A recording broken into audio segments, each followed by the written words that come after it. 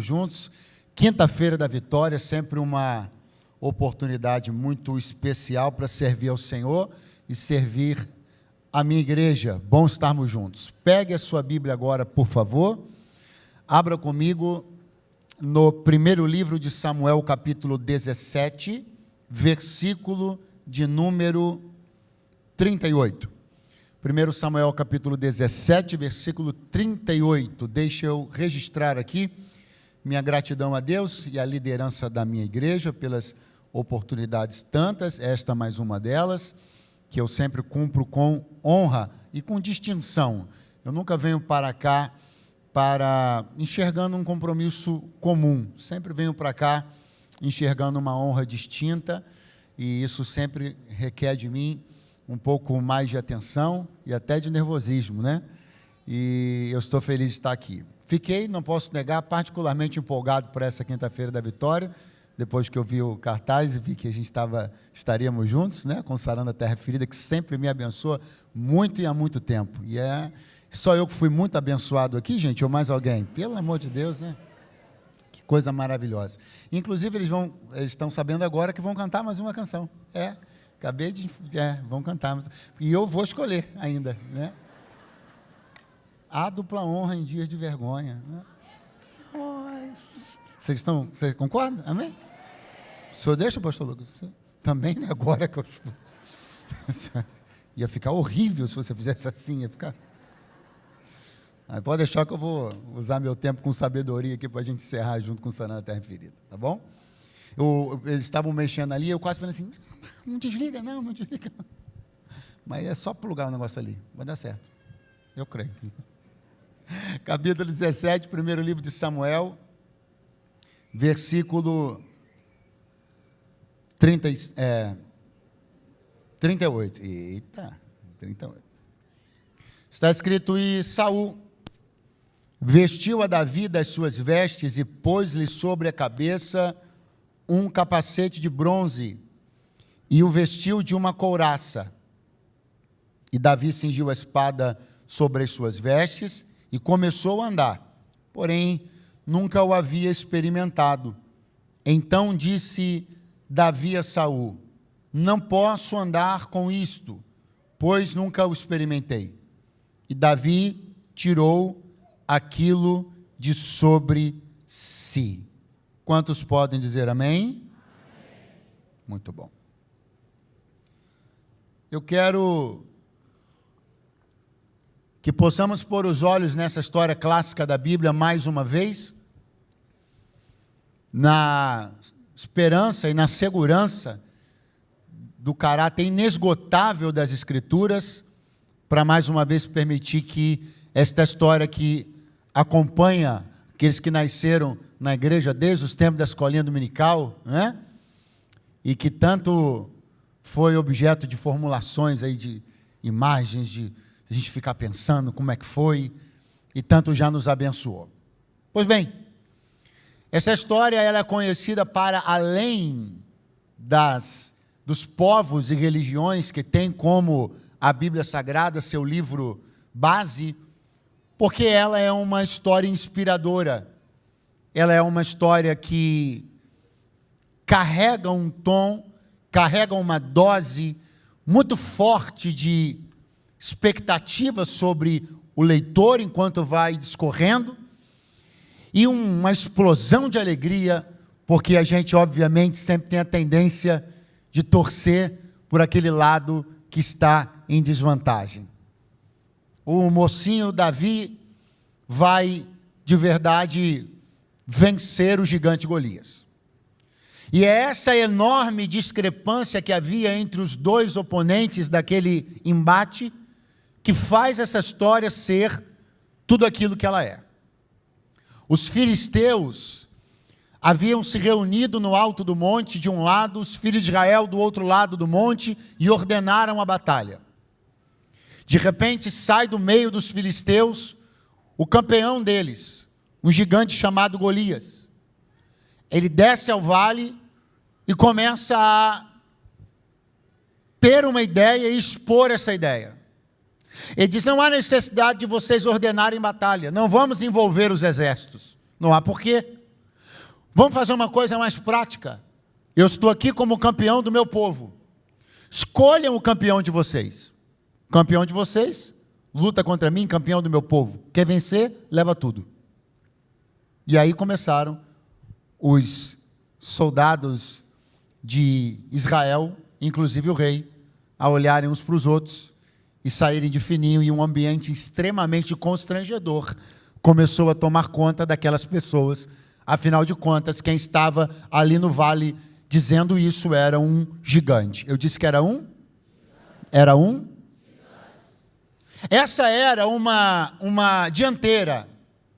Essa era uma vantagem que os filisteus tinham. E diferentemente de vantagens de outros tipos que outros povos têm dentro do ambiente de guerra, para dar um exemplo, olhamos no livro dos Juízes que os cananeus tinham uma vantagem sobre Israel. Na verdade, eles tinham uma vantagem sobre todos os povos da terra na época, porque eles tinham técnica metalúrgica. Eles dominavam o metal, e isso daí era um negócio que ninguém tinha. E isso deu para eles uma vantagem, uma dianteira durante um tempo, até que outras nações e outros povos desenvolveram a mesma tecnologia.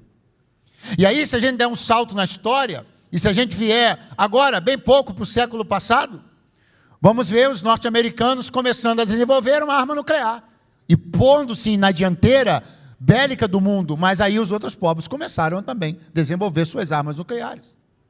Ou seja, todas as vezes que um povo consegue desenvolver algo que o põe em vantagem, logo, um pouco de tempo depois, outros povos conseguem replicar, igualar e não ter mais, ou não estar mais em condição de desvantagem. Quem está me ouvindo, diga amém, por favor. Só que a dianteira dos filisteus não era a metalurgia dos cananeus, tampouco era a arma nuclear dos americanos. A dianteira dos filisteus era de uma natureza, de uma ordem bastante específica, genética. E agora nós temos um problema, porque genética você não copia. Ou você tem, ou você não tem. Os filisteus tinham uma genética que lhes favorecia a produção de gigantes. A produção de? Então não adianta Saul, não adiantaria Davi, não adiantaria Samuel, não adiantariam os juízes para trás, não adiantaria nenhum cientista de Israel, não adiantaria ninguém ficar olhando para lá e tentar reproduzir aquilo que os filisteus tinham como vantagem, porque não era uma questão científica para ser reproduzida em laboratório, não era uma questão tática para ser reproduzida numa mesa tática, também não era uma questão logística para ser reproduzida numa mesa logística, era uma questão genética. E aí começa a ficar interessante, porque eu só conheço uma pessoa, só uma, que tem o poder de alterar a genética, aquele que fez a genética. Você sabe quem é ele? Quem é ele? Diga Deus. Diga o Deus de Israel. Muito fraco, diga o Deus de Israel. Então agora as coisas parecem que ficaram muito boas, porque se o único que tem o poder de dar a um povo as mesmas condições genéticas privilegiadas dos filisteus e, portanto, também terem a capacidade de desenvolver gigantes, esse Deus é justamente o Deus de Israel. Então pronto, resolvido. Não está resolvido não. Porque eu não li na Bíblia, em nenhum momento, que de Israel tenham vindo gigantes. Teria sido para Deus extremamente fácil, por exemplo, ter ido lá em Abraão, cuja genética, inclusive, Deus já teve que interferir. Afinal de contas, era contra a genética, era contra as questões hormonais e físicas e fisiológicas, para um homem da idade de Abraão e para uma mulher da idade de Sara, ter um filho, sim ou não? Sim ou não? Então, já que Deus estava com a mão na massa, sabe quando você está resolvendo uma coisa? Né? Já que Deus estava com a mão na massa, já que vai ter que interferir na genética de Abraão, então dá uma sopradinha, bota um ingrediente assim ó, na genética de Abraão, para que de Abraão, consequentemente Isaac, Jacó, as duas tribos de Israel, pudessem então também vir. Você leu isso na Bíblia em algum momento? Deus fez isso? Deus colocou a mão na massa, privilegiou o seu povo, interferiu na genética de Abraão, de Isaac ou de Jacó, de qualquer um dos cabeças das 12 tribos. Em Israel havia gigantes, sim ou não? Sim ou não? Mas não teria sido mais fácil se Deus tivesse dado ao seu povo condições igualitárias em relação aos seus inimigos clássicos filisteus? Não teria sido uma boa ideia se Deus tivesse interferido na genética do seu povo, para dar ao seu povo condições igualitárias em relação aos povos terríveis como os filisteus, que tinham os descendentes de Anak? Não teria sido uma ótima ideia? Eu acho. Deus não achou. Deus tinha uma ideia melhor: preservar a desvantagem, para nisso ter um espaço para manifestar a sua glória. Você sabe por que é que mais de 4.000 anos depois da história de Davi e Golias, eu estou aqui pregando sobre ela? Porque a história de Davi e Golias não foi a luta entre dois gigantes. A luta entre dois gigantes seria uma luta de condições igualitárias. Nela Deus não teria espaço para ser glorificado. Eu só estou pregando hoje aqui sobre Davi e Golias, porque é a luta do menino contra o gigante. Então escute o que eu vim de Deus aqui pregar. Essa desvantagem não vai ser superada, não vai. Deus não vai mexer na sua desvantagem. Ele não vai te dar o mesmo dinheiro, não vai te dar o mesmo investimento, não vai te dar a mesma saúde, não vai te dar o mesmo corpo. Ele vai trabalhar na tua desvantagem para que o nome dele seja glorificado.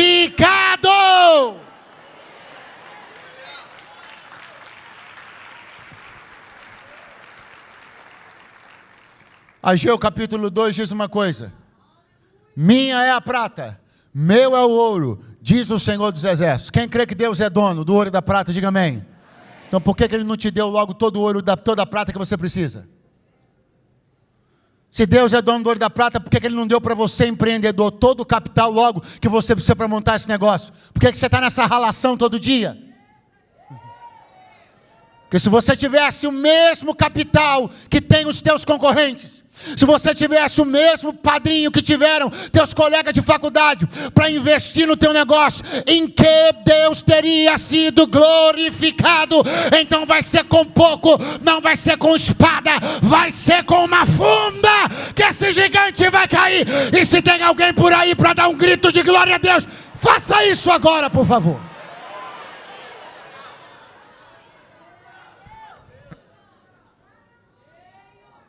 $40 e Golias no vale gritando: cadê? Cadê o campeão de vocês? Cadê o cara para me enfrentar? Fala mal do Deus de Israel, enaltece seus deuses, fala todo tipo de besteira, e ninguém sente um incômodo suficientemente capaz de romper com o seu medo e fazer descer ao vale. Todo mundo calado, todo mundo quieto, todo mundo constrangido, até que de repente Jessé, pai de Davi, chegou para ele e falou: filho, leva um lanche para os seus irmãos. Leva um queijo bom para o capitão da guarda. Era mineiro, Jessé, aleluia. Quando Davi chegou lá, chegou na hora que o gigante estava gritando. Grita para lá, grita para cá, fazendo um estardalhaço. E Davi começou a se interessar pela situação.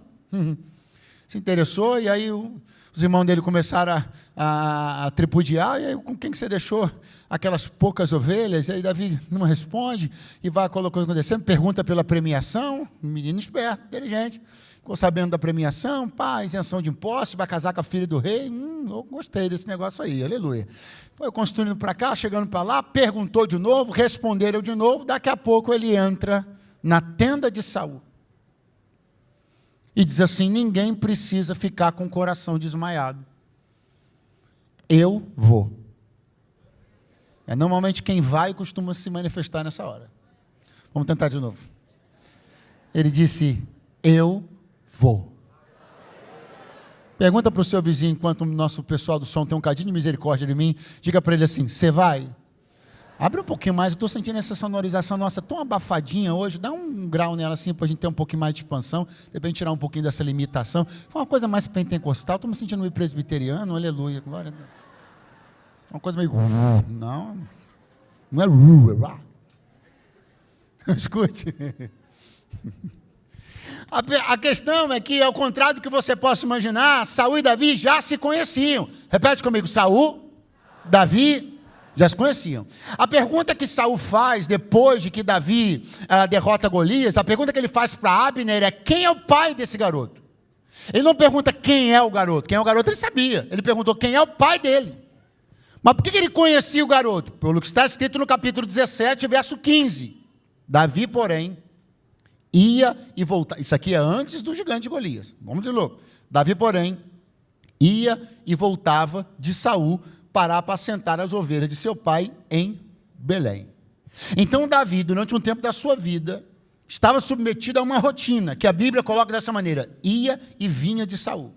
Então ele ia até Saul para cumprir um expediente. Qual expediente? Você deve se lembrar que espíritos maus começaram a atormentar Saul, e ele começou a ficar transtornado.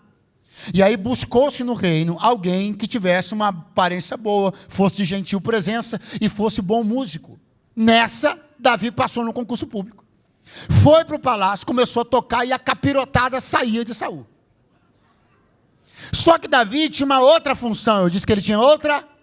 Ele apacentava as ovelhas do seu pai. E se você percebe, eu também. A Bíblia está dizendo para nós o seguinte: ele não podia deixar em definitivo cuidar das ovelhas do pai. Não tinha quem fizesse isso. Então ele deixava as ovelhas do pai e ia lá para dar um expediente no palácio de Saul. Toca daqui, toca de lá, sai demônio para cá, estribucha para um lado, aquela coisa toda. Daqui a pouco, voltava ele para cuidar das ovelhas. Daqui a pouco estava ele cuidando das ovelhas, batia um mensageiro na porta. Davi, o demônio pegou o homem de novo. Largava ele as ovelhas, pegava a harpa e ia para lá. Eu quero que você compreenda que alguém já está ficando cansado só de pensar nessa rotina. E cansa mesmo. Porque eu vim falar para pessoas aqui que inclusive entraram essa quinta-feira da vitória muito cansadas por uma jornada dupla. Pessoas que entraram aqui essa noite e o sonho da sua vida é parar de pendular entre um serviço e outro, uma tarefa e outra, uma coisa e outra. Você queria se dedicar só a um negócio, você queria se dedicar só ao ministério, você queria dedicar só à família, você queria cuidar só dos filhos, você queria só isso. O Senhor me disse assim: ainda não dá. Ainda estou te enxergando como necessário nos dois lugares.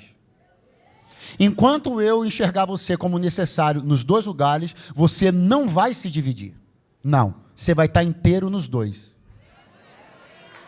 Porque quem tem qualidade não se divide, se multiplica. Pega a mão da pessoa que está do teu lado e diga para ele: Davi, horrível, vai de novo, Davi não era metade disso e metade daquilo.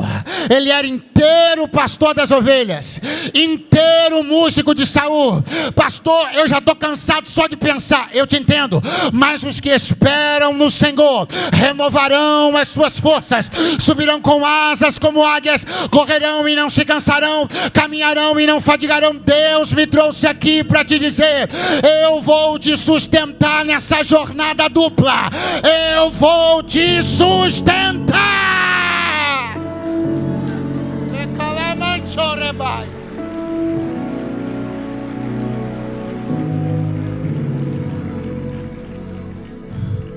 Você não vai chegar um caco quando você estiver diante dos seus filhos. Você vai ser um pai inteiro. Você não vai estar um caco quando estiver diante das suas ovelhas. Você vai ser um pastor inteiro. Deus me trouxe para dizer: enquanto eu não substituo você, enquanto alguém não cuida disso ou daquilo, tu vais cuidar dos dois. E se alguém quiser fazer você enxergar isso sob uma perspectiva ruim, faça-me o favor, lembra dessa noite, e fala para ele: se eu ainda estou tendo que ir e vir, estar aqui e lá, é porque Deus está vendo em mim qualidade suficiente para ser alguém indispensável. Oh, pega a mão de alguém do teu lado e diga para ele: você não está sendo explorado, você é indispensável. Você não está sendo explorado por uma jornada, você é indispensável. Deus vai renovar as forças de gente essa noite aqui. Deus vai renovar as forças de gente essa noite aqui. Gente que pensou que ia chegar quebrada amanhã, você vai chegar inteiro no palácio de Saul, vai chegar inteiro no rebanho de Jessé. Você não vai se dividir, você vai se multiplicar.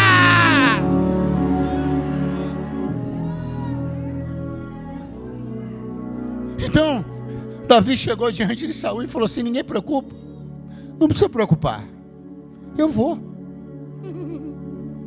E quando ele disse, eu vou, Saul, e aqui eu quero que você, por mais que Saul não seja um mocinho, ele não seja um personagem aclamado, amado, ou etc e tal, por favor, olhe com ternura, porque eu não estou vendo malignidade aqui, eu estou vendo gentileza. E num gesto de gentileza, num primeiro gesto de gentileza, veja o que ele diz para Davi. Ele disse para Davi: contra este filisteu não poderás ir para pelejar. Repete comigo: contra este filisteu. Se você é bom de português aí, você vai fazer essa análise. Eu esqueci, porque o este, tem uma análisezinha aí, me ajuda quem lembrar. É uma coisa específica, determinada, não é isso? Ninguém sabe esse negócio não, gente. Um montão de gente nova aí. É determinado. O que é que Saul está dizendo para Davi? Ele está dizendo assim, ó: não é que você é fraco de tudo, não é que você é ruim de tudo, não é que você é incapaz de tudo, é que você escolheu um alvo, cara. Vamos contra este.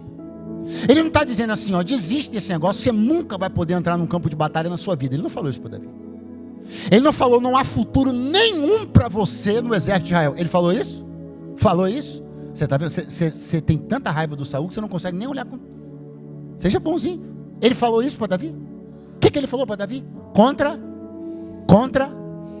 Então é mais ou menos o seguinte: você terá outras oportunidades, você pode conseguir em outro momento, Deus pode te usar uma outra vez, você pode abençoar sua família e ganhar prêmios num outro momento, menos nesse. E é aí que Saul se enganou terrivelmente. E eu quero me erguer no poder do Espírito Santo de Deus. Não é sobre malignidade, não tem malignidade aqui, tem gentileza com uma dose de carnalidade. Saul está sendo gentil, porém carnal. E o que você tem que entender é que se em alguém reside gentileza, mas também reside carnalidade, dispense os dois. Crente não pode ser orientado por gentis carnais. Crente que quer vencer desafio não pode tomar conselho com gentis carnais. Eles vão ser gentis, mas vão continuar sendo carnais. Vão ser gentis, mas vão continuar sendo naturais. Vão colocar a mão no seu ombro, vão afagar você com gentileza, mas com naturalidade e carnalidade vão dizer: isso daí não dá para você.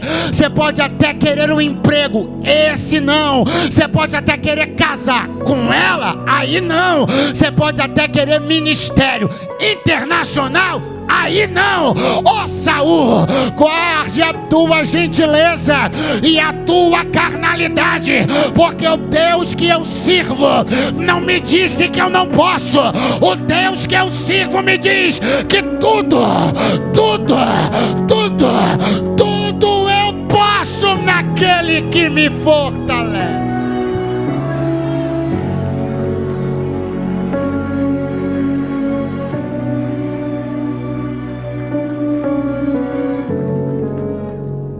Você não pode contra ele, porque ele se preparou para isso desde a sua meninice. Ele é um gigante. Ele é um? Quem ainda está aí, diga amém. Golias é um gigante, o que significa que ele alcançou sua condição, força e estatura máximas. Ele é grande, mas chegou no teto. Ele é grande, mas conquistou seu limite. Davi é um menino, mas ainda está crescendo. E o que eu preciso que você compreenda é que esse teu adversário gigante já bateu no teto da sua potencialidade. Ele não pode ser maior do que é. Ele não fica mais forte do que já é. Enquanto que você menino de Halamanchorelebaia, ainda não bateu no teto da tua potência, ainda não encontrou o limite do teu poder, você ainda está crescendo. Aponta o dedo para alguém e diga: Golias não tem mais para onde crescer, mas Davi ainda está crescendo.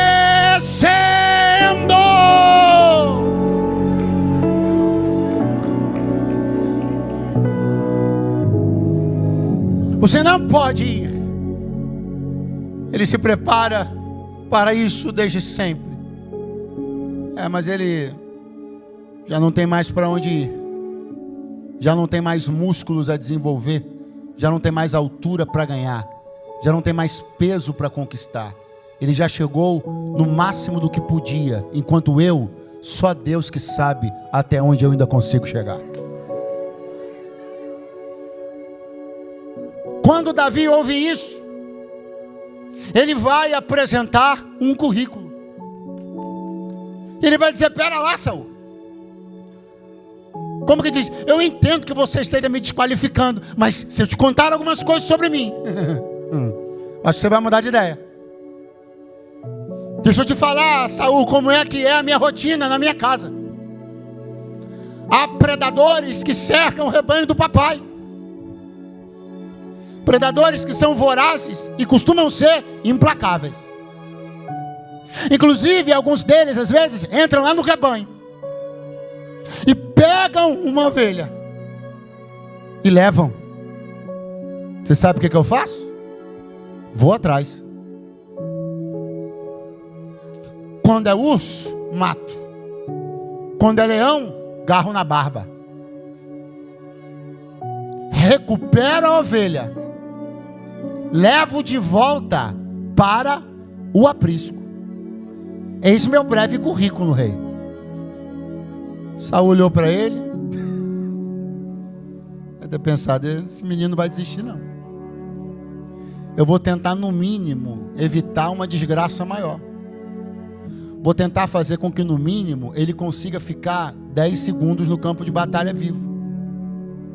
Eu vou tentar garantir a ele, pelo menos, tentar dar um arranhãozinho em Golias. Por ele não ser de tudo envergonhado. Ei, menino, então vai. Que Deus seja contigo. Quando Davi virou as costas, pensou, ele falou: não, peraí, calma aí. Não vai sair assim. Tirou a armadura, pôs em Davi. Pegou um capacete tudo seu de Saul, pôs em Davi. Você já sabe o que vai acontecer, não sabe? Sim ou não? Davi vai usar essa armadura? Vai usar essa espada? Vai ou não vai? Agora eu te pergunto: Davi passou sua vida inteira nas centenas de guerras que ele guerreou. Ele passou sua vida inteira sem usar armadura? Ele passou sua vida inteira sem usar a espada? Me responda. Davi não usou espada e armadura durante toda a sua vida depois desse dia, sim ou não? A partir da segunda batalha que Davi lutou, ele começou a usar armadura e espada. Ele só não podia usar na primeira.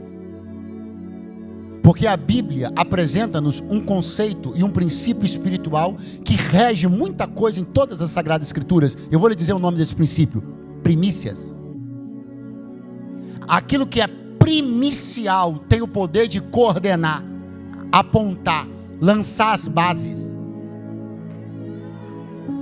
Deus nunca proibiu Davi de usar espadas e armaduras, senão pela primeira vez. O que Deus estava dizendo é o seguinte: você vai guerrear muitas guerras, mas a primeira, nas primícias, você não usa espada, nem escudo, nem lança, nem couraça, nem capacete. As primícias tu me consagra em fé. Vai do teu jeitinho de garoto, e eu vou entregar o teu adversário. Uriaia Xanda Canto Rebaia. Alguém ainda está por aí para levantar as mãos? O Senhor me trouxe para dizer: essa primícia é minha.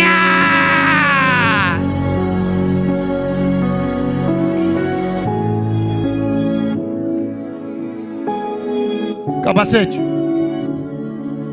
couraça, a armadura. E Davi vai fazer um test drive.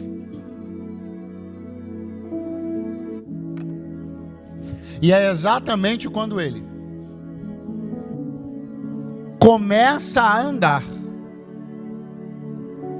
que ele olha para Saul e diz: não posso, não dá, não consigo andar com isto. Pelo amor de Deus, fica aqui.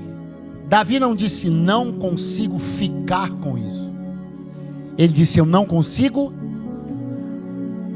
Ele não disse eu não consigo ficar aqui conversando com você com isso. Ele disse eu não consigo.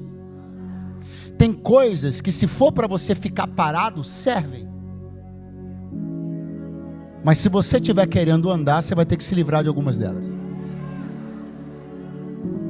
Pastor, eu conheço o obreiro que está vestido da armadura de Saul. Pois já virou estátua no palácio dele. Porque quem não tem coragem de se desequipar daquilo que Deus não quer que esteja sobre ele, vai virar estátua de palácio.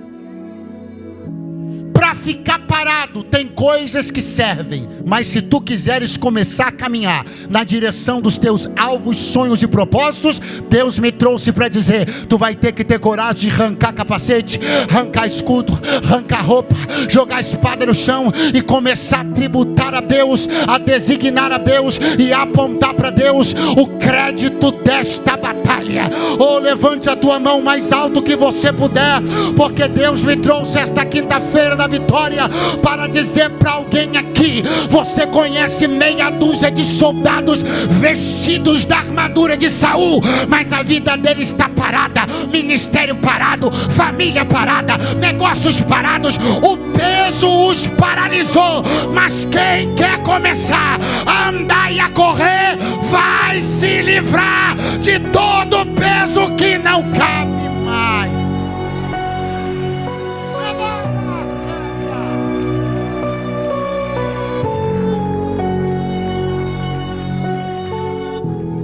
Tem coisas que estão sobre você desde o início do ano.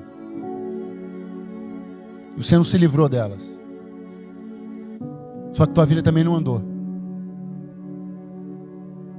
Tem coisas que estão sobre você e você não se livrou delas com um discurso de quem pensa e fala assim: ah, isso é fanatismo. Não precisa também tanto. Eu vou entrar. Você também, eu andei lendo umas coisas, assistindo uns vídeos. Tem um camaradinha que eu descobri agora no YouTube, que ele fala umas coisas assim que foram libertadoras. É libertadoras, né? Eu sei que tipo de libertadoras as coisas que você andou ouvindo foram. Foram coisas que te incentivaram a não tomar coragem para tirar de cima de você esse monte de cacareco velho, esse monte de mania ruim, de vício maldito, esse monte de palavrão na tua boca, esse monte de comportamento imoral. Você não tirou isso em cima de você porque alguém de uma teologiazinha maldita, alternativa, colocou na tua cabeça que é fanatismo. Não precisa disso tudo não. A graça. Aí você ficou com esses cacarecos todos, está com eles desde que o ano começou e está aí dizendo: pois, pastor, pois dá para ficar essa estátua que você virou aí. Faz um test drive, experimenta tentar correr na direção de um gigante para ver se tu consegue esse monte de peso que tu está carregando. Sabe para que dá? Dá se for para ficar parado. Se for para ser um personagem a ser observado na sua inércia. Se for para ser estátua de museu, dá. Se quiser vencer gigante, vai ter que tirar. Se quiser marcar a história de alguém, a começar pela tua própria, vai ter que ter coragem de fazer o que Davi fez: tirar de sobre si aquilo que não lhe permitia caminhar com desenvoltura. Nós estamos no dia 26 ou 25 de setembro, e a verdade é que você suportou, deixou passar, e esse peso ficou aí até hoje. Mas se você quer viver o último trimestre de 2025 caminhando na direção dos teus maiores alvos e conquistas, hoje a armadura de Saul vai queimar no altar.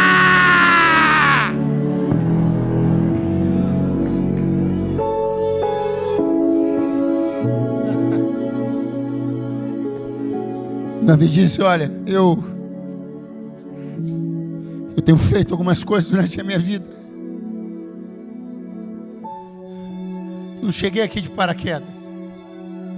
Eu tenho uma história que pode não ser uma história que parece validada aos seus olhos, rei. Mas eu venho lutado pelas coisas do meu pai a minha vida inteira. Eu venho defendido as ovelhas do papai, de ursos e de leões. Inclusive, muito provavelmente, com pessoas olhando e dizendo: esse menino é muito louco, porque ele arrisca a vida. Ele deve ser muito miserável, ele deve ser tão pobre, que ele precisa arriscar o pescoço por causa de uma ovelha. Ele deve ter tão pouca perspectiva de futuro, que ele pensa que se ele perder essa ovelha, ele está arruinado. Então ele bota o pescoço dele em risco contra ursos, leões, por causa de uma ovelha, outra, meia dúzia. A verdade é que esse espírito de desprezo que estava sobre os irmãos de Davi não é raro, pelo contrário, é comumente visto no nosso meio. Quando alguém olha para você e chama o que você cuida e pelo que você luta de poucas ovelhas. Por que você luta tanto por esse pequeno negócio? Por que você luta tanto por esse casamento que parece já ter se mostrado fadado ao fracasso? Por que você luta tanto por esses filhos que nem são seus?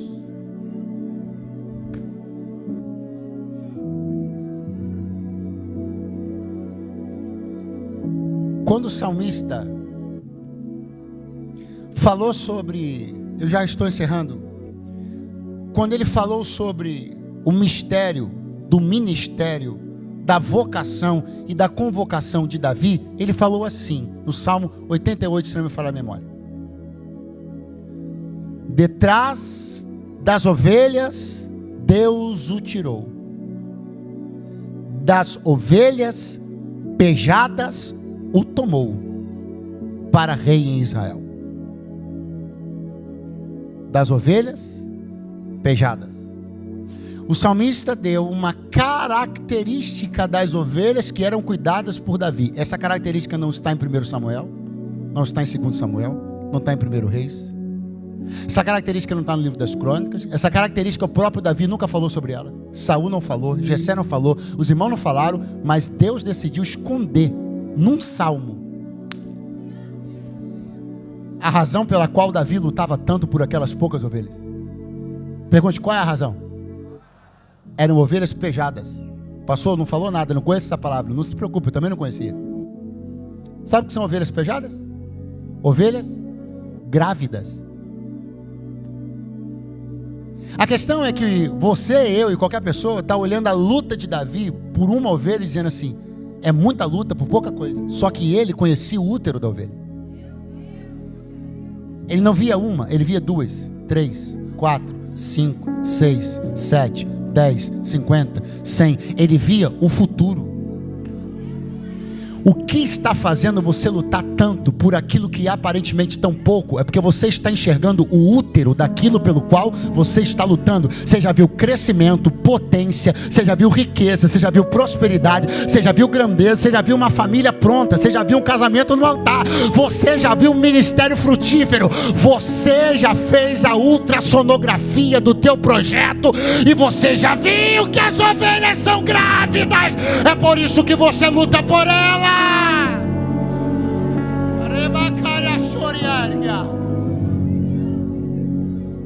Saul colocou capacete, couraça, armadura. Davi tentou andar, não conseguiu. E diz o texto Ele olhou para Saul e disse: não posso andar com isso, pois nunca o experimentei. Verso seguinte: e Davi as tirou de sobre si. Quem colocou aquilo tudo em Davi? Quem colocou aquilo tudo? Quem colocou aquilo tudo? Quem tirou?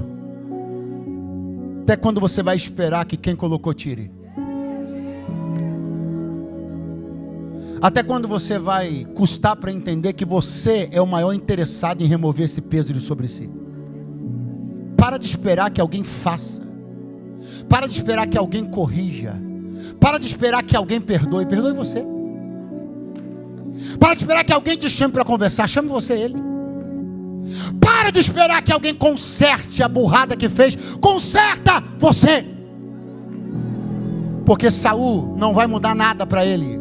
Se você vai ficar com a armadura ou não vai, se vai vencer ou não vai, não é o futuro dele que está em jogo, é o seu futuro. Então pare de esperar dos outros aquilo que você pode fazer. Você sabe desabotoar essa couraça, você sabe tirar esse capacete da cabeça, você sabe tirar esse sapato do pé, você sabe tirar essa espada da bainha, você sabe se desequipar. Tira de cima de você, escapa pela tua própria vida.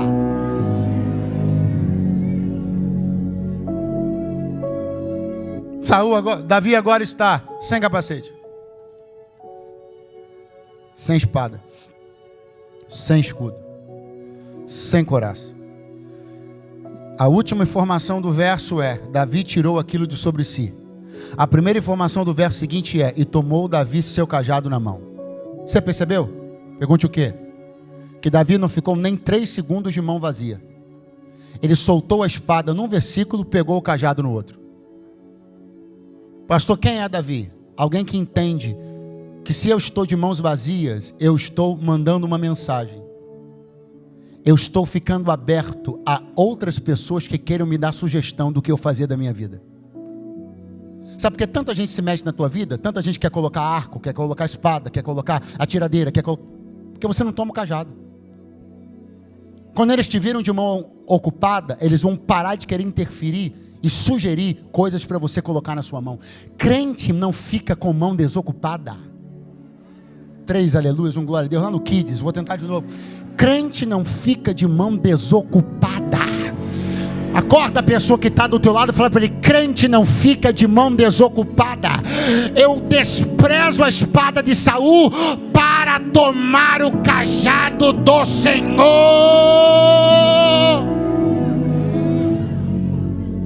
Porque o Saul me sugeriu a espada. Eu largo a espada, fico de mão vazia. Aí vem o Abner e me diz assim: pastor Renato, pega um arco e flecha. Aí vem o outro fulano e me diz assim: pega uma lança. E as pessoas vão continuar sugerindo coisas sobre a minha vida e colocando na minha mão o que eu não deveria pegar. Por quê? Porque elas sempre me veem disponível e desocupado. Pega o teu cajado de pastor esta noite. Se equipa daquilo que Deus reservou para você, que está ligado à tua identidade no Senhor. Davi pegou a espada, pegou o cajado, começou a caminhar. Diz a Bíblia, repete após mim, para a gente encerrar. Diga, escolheu para si pedras do ribeiro. Diga comigo, escolheu para si pedras para o ribeiro. Não está escrito pedras do ribeiro para si. Não está escrito que Davi escolheu pedras para Golias. Ele escolheu pedras para si. Seu problema é que você está pensando muito no seu adversário, menos na sua munição. Escolha para você. Antes de você pensar no que vai ser usado para vencer, pense naquilo que serve para você, para ficar no teu alforje, para ser usado por você. Escolha sem pressa, com meticulosidade, vigilância e critério, aquilo que você vai trazer primeiro para perto de si, para depois você vencer os teus gigantes. Davi escolheu as pedras primeiro para si, com o objetivo de olhar no gigante, e começou a partir na direção dele. Deixa eu chamar o pessoal aqui para... já estão... Nossa, que maravilha, está todo mundo aqui já. Você conhece a história, né? Quando Davi chegou diante dele, Quem está aí ainda, diga amém. Puxa vida, eu estou tão animado, você nem tanto. Vamos de novo. Davi chegou diante dele, com a funda na mão. O gigante olhou para ele e falou assim: por acaso eu sou algum cachorro? E mais interessante que Davi tinha dito assim: eu matei leão, matei urso. E o gigante está falando: você está pensando que eu sou um cachorro? É que Davi não queria dar conversa, que ele, se fosse dar conversa, ele falou assim: rapaz, eu estou acostumado a matar bicho. Girou a funda, a pedra encravou na testa do gigante, o gigante caiu por terra de frente. Davi foi chegando. Era meio carioca, Davi. Pegou a espada de Golias, cortou a cabeça dele. Não antes de fazer uma coisa. Eu vou ler para você. Você é muito pequeno. Você é menino demais. Você é franzino demais. Pois ok. Então vou tirar uma onda. Pelo que Davi, verso 51, correu e se pôs em pé sobre o filisteu. Você percebeu que nesse dia Davi aumentou alguns centímetros? E quem foi o degrau dele? Eu não inventei nada, a Bíblia diz que ele subiu em cima do cara. Eu não vou fazer isso aqui porque isso aqui é caríssimo. Mas a Bíblia diz, pastor Renato, que ele subiu em cima do gigante. Literalmente naquele dia o gigante levantou Davi. Se o cara era tão grande como era, pensa comigo, no mínimo o cara tinha isso aqui de altura deitado, pra cá no mínimo. O cara tinha mais de 2,80 metros de altura. Então deitado ele tinha isso aqui. Isso aqui deve dar mais ou menos 1 metro, 90 centímetros. Eu estou falando para você que naquele dia o menino ficou 90 centímetros maior às custas do gigante que riu dele. Eu tenho uma palavra de Deus, se você crê, levanta a mão lá no alto. Esse gigante vai ser degrau para você. Só quem acredita, pelo amor de Deus, dá um pulo dessa cadeira agora. Fica de pé do teu lugar, porque vai ser degrau, vai ser degrau, vai ser degrau.